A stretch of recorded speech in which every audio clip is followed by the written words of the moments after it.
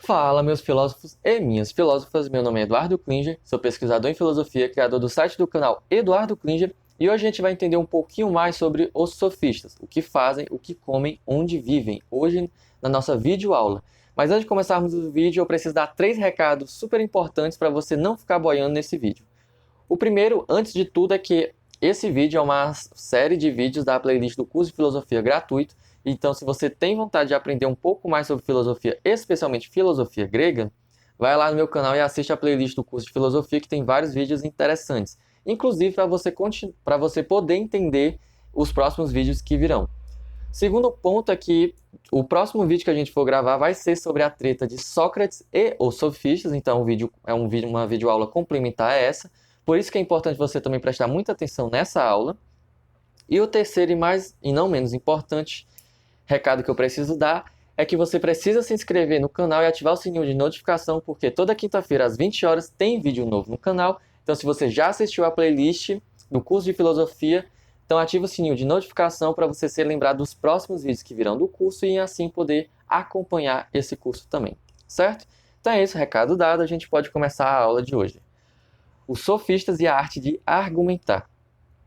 Antes de tudo, a gente precisa entender qual o período dos sofistas, né? O sofista ele fica ali entre o período socrático ou clássico, então é mais ou menos entre o século 5 e 4 a.C. E é caracterizado pela mudança cultural que antes estava nas zonas rurais da Grécia e se deslocou para o centro da cidade de Atenas. Por que isso? Porque o século V também é conhecido como o século de Péricles, governante na época áurea da cultura grega, quando a democrática Atenas desenvolveu intensa vida política e artística. Isso é super importante, e aqui a gente precisa ter uma noção histórica bem ampla. Por quê? Os sofistas não parecem, mas eles são a ponta da lança do que vai ser uma mudança na perspectiva filosófica grega e uma mudança muito significativa. Então, os sofistas são fundamental para a gente entender quando estivermos falando sobre o período helenístico, certo? E essa mudança política e artística teve grande influência na cultura, na política e na arte grega e, consequentemente, também teve na filosofia, certo? E aí, os sofistas fazem parte da época clássica e alguns deles são interlocutores de Sócrates, ou seja, os sofistas estão mais ou menos entre o período socrático e pós-socrático. E os mais famosos a gente vai ter Protágoras, de Abdera, Górgias, de Leôncio, Hípias, de Elis, Trasímaco, Pródico e Hipódamos, entre outros, certo? Pretendo também fazer vídeos sobre os sofistas, tanto sobre quem são e suas principais ideias. Então deixe nos comentários a sua opinião, qual sofista você quer aprender, e aí por demanda que eu ver nos comentários eu posso dar prioridade a esses sofistas, certo? Então, continuando, dos sofistas só restam fragmentos de suas obras, resumidas nas doxografias. Ou seja, doxografias vem do grego doxo, opinião, grafia, escrita. É basicamente um pedaço de pedra onde vinha um grego e escrevia: tal sofista acredita em tal coisa, faz tal coisa, pensa isso, isso e isso. Essas pedras, esses doxogramas, em sua maioria, foram perdidos no tempo ou destruídos intencionalmente. Então fica muito complicado a gente ter uma informação muito sólida sobre os sofistas. Outra informação que a gente tem, porém duvidosa, é da Santa Trindade grega, que é um modo que eu chamo carinhosamente Sócrates, Platão e Aristóteles. Só que qual é o problema? Os três, a Santa Trindade, odeia os sofistas. Odeia completamente. Então, sabe aquela pessoa que a única coisa que você sabe é a opinião do seu amigo que odeia essa pessoa? Então, é o nosso caso aqui na filosofia. Então, é muito complicado saber exatamente o que pensava cada sofista e tudo mais. Certo? Os sofistas eles sempre foram mal interpretados por causa das críticas do Sócrates, Platão e Aristóteles, como eu falei anteriormente. Agora a gente vai tentar entender exatamente quem são os sofistas, o que é que caracterizava um sofista. Bom, em primeiro lugar, há uma enorme diversidade teórica entre os pensadores reunidos no termo sofista. Por quê? Sofista é um termo pejorativo, é um xingamento mesmo, tipo, seu sofista de merda, é tipo isso, tá ligado? Só que os sofistas eles tinham uma variedade de pensamento, eles não concordavam em si. Mas o que é que a gente pode considerar então um sofista, para tentar padronizar os sofistas, já que pelas ideias não tem como? Um sofista ele era caracterizado pela sua oratória. Os sofistas eram conhecidos por ter lábia, por ter migué. Se você assistiu o meu vídeo sobre a morte de Sócrates, vai lembrar que eu falo que o Sócrates ele tinha um migué assim, o bicho era malandro. Porém, ele pega isso dos sofistas, mas com medo de ser considerado um sofista, ele cria a maiêutica, uma forma ali de tentar melhorar a oratória e tudo mais, porém se diferenciando dos sofistas, né? Porque o Sócrates ele tem dois ranços na vida. Ele teve dois ranços na vida. Um deles eram os poetas e o outro ranço eram os sofistas. E aí ele precisava superar os sofistas, ele precisava bater de frente, né? E aí ele cria a maiêutica. Então, basicamente, toda pessoa que tinha uma oratória boa poderia ser considerada sofista. Isso, é claro, somando-se aos próximos tópicos que a gente vai falar agora. Outra principal característica também dos sofistas, além da oratória, além da lábia, né? Era que os sofistas, em sua maioria, eram povos... Caiu a caneta. Os sofistas, em sua maioria, eram povos vindos de outras regiões do mundo grego. Então, basicamente, eles não eram gregos, eram gringos. Eram estrangeiros que normalmente eram classificados como sofistas. Por quê? Esses sofistas, como vinham de outras regiões e não tinham uma tendência a se estabilizar, eles tinham consigo uma série de outras verdades. Eles tinham uma experiência de vida. Eles já tinham conhecimento de outros tipos de filosofia. Então, eles já tinham mais conhecimento prático e teórico do mundo. Então, por causa disso, eles não pregavam exatamente uma verdade. Eles sabiam que existiam várias verdades e todas elas, ou pelo menos a maioria delas, eram possíveis. Então, a preocupação deles não era tanto assim com a verdade, mas sim com a oratória. E aí, uma coisa, como eles eram estrangeiros, eles eram normalmente classe média. Isso, se você acompanhar a videoaula, vai lembrar que era o oposto da Santa Trindade, do Sócrates, Platão e Aristóteles. Por quê? Porque eles eram aristocratas. Então, os gregos, os filósofos gregos, eles podiam simplesmente passar o dia todo conversando sobre filosofia. Era um bando de rico que não tinha nada para fazer e um belo dia resolveu discutir Deus. É basicamente isso. Os sofistas eram classe média, então eles precisavam trabalhar, eles precisavam conseguir dinheiro. Então, o que eles faziam? Eles vendiam aulas de filosofia, e entre outras matérias também.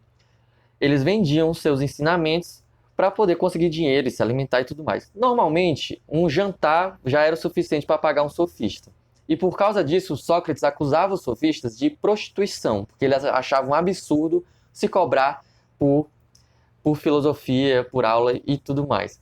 Basicamente, o sofista era um professor de filosofia da Grécia Antiga, e aí tinha um pleiba do Sócrates enchendo o saco, dizendo que isso era um absurdo e tudo mais. Certo? Então, já temos duas características dos sofistas. Eram estrangeiros, em sua maioria, e, por causa disso, eram da classe média e, por isso, precisavam cobrar pelas suas aulas, certo? E, devido a isso, eram acusados de prostituição por Sócrates, que era um recalcado, basicamente. Então, aí vem a grande questão. O Sócrates também vai dizer que alguns sofistas tinham menor valor intelectual e vendiam o saber. Eles eram acusados de serem mercenários do saber. Isso é verdade? Isso é verdade. Todo mundo fazia isso? Nem todo mundo fazia isso. Você tem que entender que nem todo sofista é desse jeito, entendeu? Alguns eram mercenários do saber, sim, isso é verdade. Porém, a maioria dos sofistas, melhor dizendo, tinham sim um conhecimento filosófico interessante, importante, que poderia ter sido melhor aproveitado na época. Mas por uma questão de preconceito, estúpido inclusive, foram marginalizados da sociedade filosófica grega. Certo? Isso também vale lembrar que tem uma questão da cultura grega que vai mudar no período helenístico e eu acho que já é interessante falar logo de cara. Os gregos eles tinham a noção de que eles eram um povo civilizado, ou seja, você tinha um homem grego, maior de 21 anos, dono de terras e escravos e envolvido na política, porque caso contrário seria um idiota, um ser apolítico. E sim, idiota vem do grego e significa apolítico. Beleza? Então você tinha esse homem sendo um exemplo de cidadão. Então essas características definiam um cidadão grego. Isso era um cidadão grego. Outros tipos de grego a gente pode chamar, isso é um conceito meu, um nome que eu estou dando, de subcidadãos. eram considerados gregos, mas não cidadãos gregos. Porque cidadão grego é homem maior de 21 anos, dono de terras, escravos e um envolvido na política, certo? Beleza. E se os gregos que não se encaixavam nessas questões eram chamados de poderiam ser considerados subcidadãos, você imagina estrangeiros. Então, para um grego, todo mundo que não era grego era bárbaro, certo? Então, por isso que já tinha uma certa relutância com os sofistas. E aí tu quer dizer que chega um bárbaro, ou seja, um estrangeiro na Grécia Antiga, querendo falar de filosofia para nós, que só discute filosofia o tempo todo, coçando o saco e tudo mais, e a gente vai dar moral para esse cara? Lógico que não vai, né? Então, aí se justifica também um preconceito dos sofistas. Outra coisa também, que os sofistas eles foram acusados de pronunciarem discursos vazios. E essa fama deve-se ao fato de que algum deles eram excessivamente atenciosos não ao conteúdo de suas mensagens, mas sim à apresentação das suas mensagens. E aqui é uma terceira característica dos sofistas. Por quê? Lembra que eu falei que os sofistas eram gringos, eram estrangeiros, eram cidadãos de outras regiões do mundo grego? Então, eles eram pessoas que conheciam outros tipos de verdade. Então, eles não estavam exatamente preocupados com qual era a verdade, porque eles sabiam da imensa possibilidade das quais poderiam ser. Então, o que é que eles se preocupavam? Eles se preocupavam com o convencimento, com a oralidade. Lembra que eu disse que os sofistas eles tinham lábio, eles manjavam dos Paranauê? Então, por que que eles manjavam dos Paranauê? Por que que eles eram tão preocupados em convencer as outras pessoas? Porque para o sofista, o mais importante era você convencer as outras pessoas, porque esse era o máximo da democracia. Mais importante do que você estar certo era você convencer as outras pessoas que você está certo. Então a preocupação deles era muito mais com a oratória, com o convencimento, com a persuasão. Tanto é que, novamente, por mais que o Aristóteles bata de pé junto e diga que não tem nada a ver, mas esse tipo de pensamento sofista vai ser muito influenciado, vai ter muita influência no Aristóteles no desenvolvimento da lógica aristotélica. E a lógica aristotélica é influente até hoje no mundo e é super importante. Uma das matérias que nasce na filosofia mais importantes do mundo, podemos dizer basicamente. A computação está aí para provar, né? Então, essa era a preocupação do sofista.